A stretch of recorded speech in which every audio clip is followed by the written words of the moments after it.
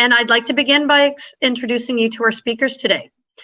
I'd first like to welcome Terry Beech, Parliamentary Secretary to the Minister of Fisheries, Oceans and the Canadian Coast Guard, and Member of Parliament for Burnaby South and Seymour. And Michelle Mungall, Minister of Jobs, Economic Development and Competitiveness, and Member of the Legislative Assembly for Nelson Creston. Eleanor Stacy, who's the Executive Director of the Nelson Civic Theatre Society. And after Ms. Stacy, Chief Byron of the Okanagan Indian Band will say a few words, followed by Bayne Gare, Manager of Recreation of the Lillooet Recreation Center. And I believe we have one more speaker after that. We have, yep, I think that's it. So with that, I will hand the speaking duties over to Terry Beech to say a few words on behalf of the federal government. Well, thank you, Ms. Rorson, and good afternoon and welcome to all of our viewers. I'd like to thank you all for tuning in today to this important infrastructure announcement, and thank you to the province of British Columbia for hosting this virtual event. I would have to say it's my first virtual announcement. I did a socially distanced in-person announcement at the aquarium last week, but this is interesting now. I actually have a constituent knocking at my door, and I'm the only one in my office because my entire staff works at home. So we're all learning to cope in this new unprecedented time. It's great to have our BC partner representative, Minister Mungall, on the line with us today, and to be joined by Chief Byron of the Okanagan Indian Band, Eleanor Stacy, Executive Director of the Nelson Civic Theatre Society, and Bayne Gare, Manager of Recreation for the Lillooet Recreation Center. I would like to acknowledge that I am joining you today from my office in Burnaby, which is on the traditional unceded territory of the Coast Salish, Musqueam, Squamish, and Tsleil-Waututh First Nations. I would also like to acknowledge that a number of the 25 projects we're announcing today are located in the traditional territories of Indigenous peoples located across British Columbia's central interior. We all know just how important it has been and still is for all orders of government to focus on the health and well-being of our citizens as we deal with this pandemic. We also know that things are evolving, and today's announcement is a sign of that evolution. That's why I'm happy to announce more than $22.6 million in federal funding for 25 infrastructure projects in communities across British Columbia's central interior. These infrastructure projects are the backbone of our communities, from the construction and rehabilitation of community and recreation centers that bring residents together and provide much needed services, to new and upgraded trail networks that encourage us to stay active. These projects will bring a wide range of benefits to BC communities. For example, in Nelson, the Nelson Civic Theatre Society, we will rehabilitate the historic Nelson Civic Theatre, which has for decades served as a gathering place in the community. The project will divide the existing theater into 3 separate theater spaces and make other key upgrades. Once complete, the facility will showcase a wide range of film and local art. The Okanagan Indian Band will rebuild the cultural arbor that has been a long-standing community gathering place for ceremonies, youth and elders gatherings, cultural events, and workshops. This project includes a stage, children's play area, walking path, bleachers, and landscaping. The new space will restore a key venue for bringing residents together and celebrating the band's heritage. And in Lillooet, of course, a new carbon dioxide refrigeration system will replace the existing ammonia system in the Lillooet Recreation Center facility. This new system will be safer and reuse the heat generated by the plant, saving energy and reducing operating costs for the community. These, along with the other great projects we're announcing today, will strengthen local economies now and improve people's lives in the future. The Government of Canada is working closely with the province, municipalities, partners, and stakeholders to get projects built quickly, projects that make a positive difference in the lives of Canadians in these trying times. Through our historic Investing in Canada plan, we are delivering on our promise to build sustainable and resilient communities. Here in British Columbia, we've invested more than $4.1 billion through our infrastructure plan in over 433 projects across the region. Projects that are strengthening the communities where we work, where we live, where we raise our families, and where we play. Your health and safety remains our top priority. but we know strong investments in infrastructure will help create jobs and stabilize our economy as well.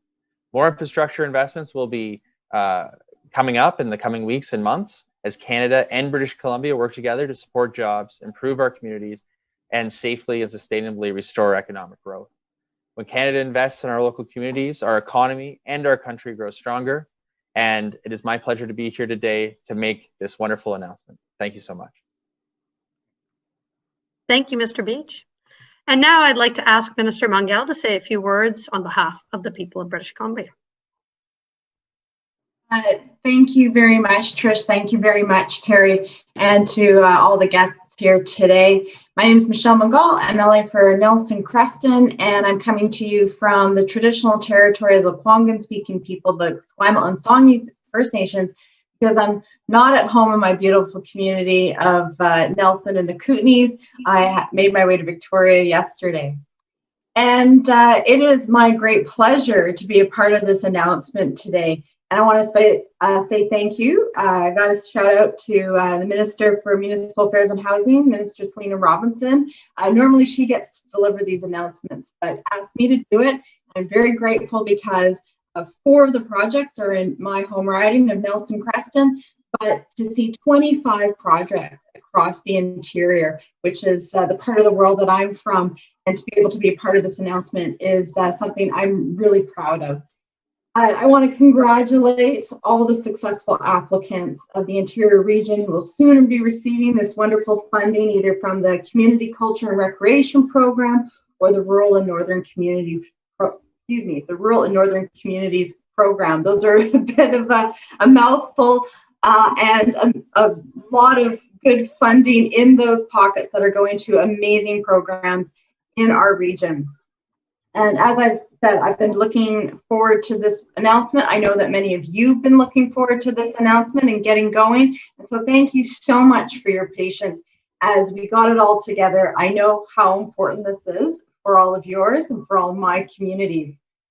I am very proud to say that our government is continuing to invest in people and communities. We are working with our federal partners here, local governments, First Nations, and not-for-profits to invest in communities in a way that works for them.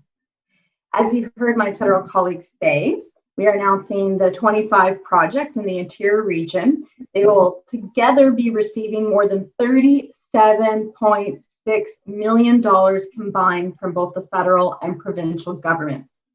So whether it's a community gathering space for members of the Okanagan Indian Band and residents of the surrounding area, a new refrigeration system for the Lillooet Recreation Center, or a new cultural media arts center for Nelson. People can feel excited knowing that these facilities will be beneficial for everyone in the community and the surrounding areas. So just to let you know that these interior projects, all 25 of them, are among nearly 100 other projects being announced province-wide today. And they're being done back-to-back in this type of Zoom format, which is new. Well, I wouldn't say new to all of us. We've been doing this for a few months and becoming experts, but it's new to how we do things. I'm really enjoying this opportunity because it means I can be here in Victoria at the same time with all of you from all over southern BC. I should also mention that 92 projects will be receiving funding for a variety of infrastructure improvements that will bring people together, promote healthy living, celebrate our diversity, improve drinking water and wastewater facilities, and provide disaster mitigation infrastructure. So a lot comes from this infrastructure funding. And as you know, our government is committed to making life more affordable, delivering the services people count on, and building a strong and sustainable, innovative economy that works for everybody. So I know, Terry, you already said some of these numbers, but they're big numbers, so they're worth repeating. More than $208 million has been committed as part of the Investing in Canada's Infrastructure under Community Culture and Recreation Program and the Rural and Northern Communities Program. So that breaks down to the province having committed almost $62 million and the federal government coming in with $166 million. These projects being funded meet the needs of communities that propose them and will serve the unique needs of each recipient community. And I'm going to say a little word here because being an MLA for Nelson, I know exactly how long this project for the Civic Theater has been a dream of the community. I've seen the posters, the architect renderings for years. As you know, Eleanor, you guys have been talking about this for a long time. I'm a movie goer, been waiting for it for a long time, and we are an arts community. So huge congratulations to you for achieving this milestone and moving this project forward. I know that that sentiment is the exact same for every other project, and that's so exciting to be happening all across our province, that these dreams are coming true. So thank you very much, everybody, for tuning in to this virtual event today. And we trust that you share in our celebration for this wonderful funding and for these community projects. Thank you, Minister Mungall. I'm now going to ask Chief Byron Lewis to say a few words. Yeah, thank you, everyone. It's this is a really momentous occasion for us to have the support from the federal and the provincial government on rebuilding of our arbor that's been central in our community for the last 30 years. We've hosted so many events through that in time, and when it was first built, it was one of the largest facilities of that type in the province. And it's been host to a number of events, whether they're within our nation and including some of our people that came up from Washington State and others. And it's really meant a lot. And being able to actually rebuild this and to put that into further use for another 30 years would be something. And I think that is it really goes to show that a number of these types of initiatives where they're starting to look at, whether it's from the federal and provincial governments along with the local levels of governments like First Nations coming together and looking at how we can actually achieve, building infrastructure and other types of buildings for our community. It's a very a strong point of future cooperation, and we actually look at it. And I think from that standpoint, I think you're going to be seeing a lot more of these types of projects going forward in the future. And I'd really like to thank, the federal government and the provincial government for their support of this initiative.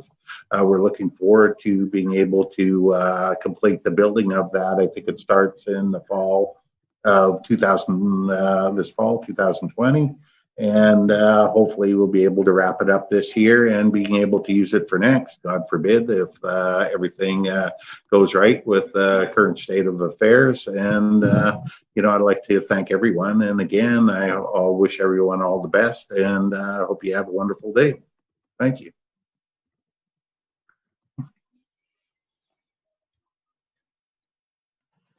Thank you, Chief Lewis. Now I would like to ask Eleanor Stacy, Executive Director of the Nelson Civic Center, to say a few words. Thank you, Trish. I just would like to express my gratitude on behalf of Nelson Civic Theatre Society. We're just so delighted to have the support of the province of British Columbia and the government of Canada to support our plan to convert our circa 1935 single screen theatre into a 3-space venue. We see Michelle in our lobby whenever she's in town, and I dare say I even have her perhaps in costume from time to time, which is another thing we do here in Nelson. It's worth noting that at the time that the Civic Center was built back in 1935, the building in which we're housed, it was recognized as one of the greatest building projects west of Winnipeg that year. And it was a make-work project during a time when work was needed. Since then, our facility has long been a center for community. And when it was closed for a couple of years in 2010, it was really deeply felt as a loss in our community. So being able to reopen has been huge for us. And our vision now is for the creation of a cultural media arts center, which is a space that we would like to have offer world-class film and other cultural programming, building significant opportunities for local employment, and which grows and diversifies our community's capacity for cultural creation with regional impact through all of our programs and services, including the regional film economy, which is an area we've been working hard at for the last couple of years as well. And truly, as I said, we've been working towards this project, the realization of this project now for about 8 years. And thank you again for that acknowledgement, Minister Mungall. And we're just really excited to see it come to fruition. And we're really looking forward to having the means to do it and to being able to show everybody what we can create. So thank you all so much. Thank you, Eleanor. I'd like to now ask Byron Gare of the Lillooet Recreation Centre to say a few words. Thank you, everyone. I want to say thank you on behalf of the District of Lillooet to the federal and provincial government and the representatives here today for your support in this important project. I want to acknowledge that I'm speaking to you from the traditional territory of the Shtutlian people. And Lillooet is a community in one of the communities in that territory. This project for us is really, we're really grateful for the support of the senior governments in allowing us to move ahead with this project. The starting point for this was a tragic incident in another community, the community of Fernie, where three men were unfortunately killed in an accident as a result of dealing with the ammonia chemical in the refrigeration plant in that community back in 2017. So when this program was announced, we looked at what our priorities were in the community, and for us at the recreation department, the replacement of our old refrigeration plant, which is an ammonia plant, was identified as a top priority and the accident in Fernie was a key reason for that. But there's a couple other